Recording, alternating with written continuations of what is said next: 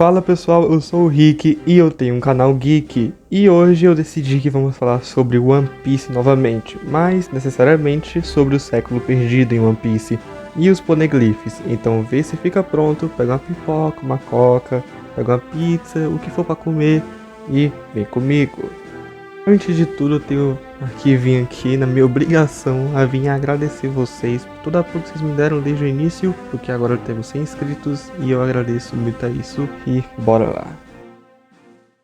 Os poneglyphs em One Piece são as coisas mais misteriosas que temos em toda a obra de One Piece.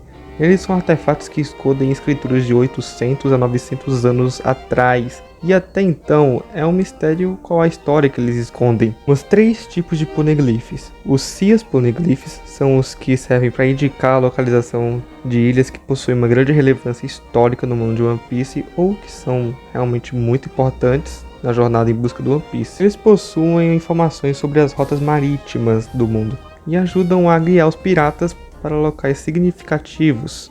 Já os Road Poneglyphs são apenas 4 poneglyphs vermelhos que mostram a localização de Laugh Tale, e que é lá onde Gold Roger foi e se tornou rei dos piratas, e é lá onde temos provavelmente o último poneglyph ou coisa do tipo sobre o Joy Boy, né? Porque por Gold Roger chegar lá e começar a rir de algo que ele leu, então é porque tem algum poneglyph lá com toda certeza. Já o outro tipo de poneglyph, que é o mais famoso que temos aqui, serve para contar a história do século perdido e de como ele aconteceu e do que houve, sei lá o que aconteceu. Sobre isso que eu queria falar aqui nesse vídeo em especial, porque o século perdido é uma coisa que não sabemos quase nada em One Piece. Mesmo depois de 20 anos após o lançamento do anime, a gente não sabe quase nada, bem pouca coisa.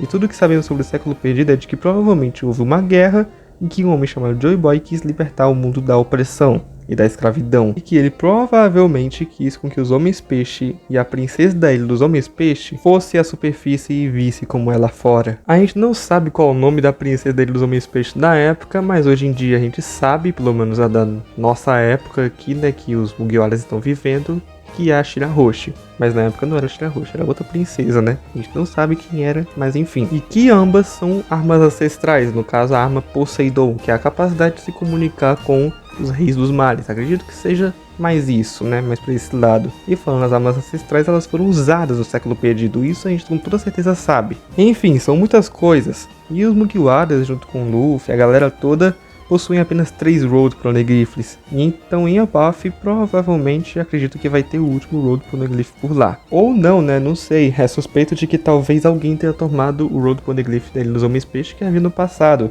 Provavelmente é um homem com a queimadura de cicatriz, como o Teach acabou mencionando há um tempo. Talvez esse cara esteja com o último Road Poneglyph. Então sim, é fato de que alguém pegou o Road Poneglyph que havia nele dos Homens-Peixe há muito tempo atrás, quando o Gold Roger foi lá ver, no caso.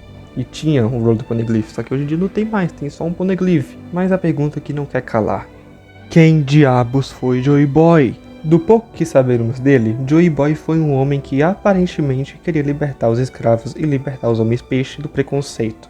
Ou seja, ele era um pirata bondoso igual o Luffy. A gente sabe disso porque claramente o governo mundial envolvendo os Goroseis, o Imu-sama não gostam nem um pouco de Joy Boy. Já que o Luffy é alguém que possui a fruta do que era de Joy Boy, ou pelo menos uma fruta que tem os mesmos poderes de Joy Boy, faz com que a gente veja com mais clareza que realmente o governo não gosta nem um pouco do Luffy por conta dele ser parecido com Joy Boy. E também pelo fato de que o pessoal que viveu na mesma época do século perdido, como Zunisha, na real quase ninguém viveu naquela época, que vive até hoje, né? Mas pelas escrituras, tudo, é dito que Joy Boy, não dito assim, mas pelo menos dá a entender que Joy Boy era realmente alguém bondoso, não alguém maldoso. Não é à toa que até aquele robô gigante aparentemente gostava muito de Joy Boy. E até mesmo o Zunisha. Afinal, quando o Luffy fica na forma desperta, tanto o robô quanto o Zunisha reconhecem ele como Joy Boy, confundem. E um outro cara que é citado no século perdido também é Nika. Agora você pode parar pra pensar, ué, Nika não é Joy Boy não é Nika?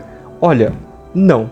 Do pouco que deu pra entender, na minha visão, Nika e Joy Boy não são necessariamente os mesmos. Há uma grande diferença do pouco que eu entendi do que eu acredito que seja. Nika é o deus do sol, o deus da libertação, aquele que liberta todos e que traz a graça ao mundo. Mais ou menos isso, mais pro lado de libertar. Agora o Joy Boy é alguém que provavelmente teve os poderes de Nika, comendo a Akuma no Mi do Nika, Hito Hito no Mi. Mas provavelmente o diferencial de Joy Boy pra Nika é que o Joy Boy ele não é só mais pra liberdade, ele é mais pra diversão, pra risada.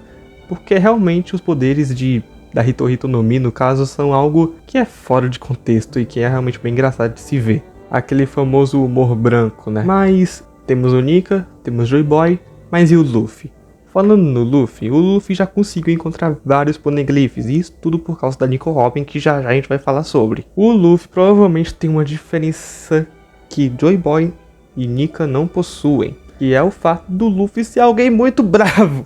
Sério, você nunca vê o Luffy assim, tipo, tratando as coisas erradas com mais de boa, mais risada. Não, ele vai sempre tratar meio puto da vida, tá ligado? É meio errado você pensar que ele sempre tratou na risada e tudo mais. Não, o Luffy ele sempre tratou assim, mas também um pouco na raiva. Todas as situações sempre foi assim. E sim, é claro que ele também é mais pra comédia, mais pra risada, o Luffy. Mas ele sempre foi mais raivoso. O Luffy sempre foi na risada, mas também foi muito raivoso. E agora voltando sobre a Robin aqui, que é bem importante também citar ela, que é impossível citar o Século Perdido sem citar ela. O governo realmente deseja que o Século Perdido seja algo que realmente ninguém saiba, porque ele simplesmente matou todas as pessoas que moravam em Ohara só porque eles sabiam a língua do Século Perdido. E a Robin foi a única sobrevivente desse desastre. Era uma criança. E agora ela tá aí junto com os Mugiwaras. E engraçado que o Luffy nem sabia que ela sabia ler a letra ancestral, tá ligado? E só aceitou ela no bando numa boa. Era tão legal One Piece nessa época que a gente não sabia nada e o Luffy só aceitava todo mundo que ia. E hoje em dia todo mundo é importante agora. Enfim, gente, essas são todas as informações que tenho a trazer sobre o Século Perdido em uma forma resumida e detalhada e com algumas teorias, né, como aquela que eu disse, porque One Piece nessa etapa já tá provavelmente na saga final e é bom a gente ficar ligado nessas coisas pra gente não se esquecer, pá. Enfim, né, se você curtiu o vídeo, gostou dele, curte aí, isso vai me ajudar a crescer cada vez mais aqui no canal. E compartilhe, que isso vai me ajudar também. E se você gosta de assuntos como de séries, filmes, jogos, animações, esse meu canal é totalmente sobre isso, então se inscreve aí. E sim, eu vou comentar de novo aqui. A gente bateu a marca de 100 inscritos e muito obrigado a quem se inscreveu, que tá me ajudando a crescer cada vez mais. A todas as views, curtidas, tudo. Que isso vai me ajudar cada vez mais, eu fico muito grato. E claro que eu ia trazer um especial porque, né, um especial para 100 inscritos não é muita coisa, ia ser meio vergonhoso. Mas eu prometo que quando for, por exemplo, 1000 inscritos ou 100 mil inscritos, eu vou trazer algo mais diferenciado pra vocês, tá bom? Será que um dia a gente vai chegar a 1 milhão? Não sei. Mas é isso. Muito obrigado por assistir. Valeu, falou e fui!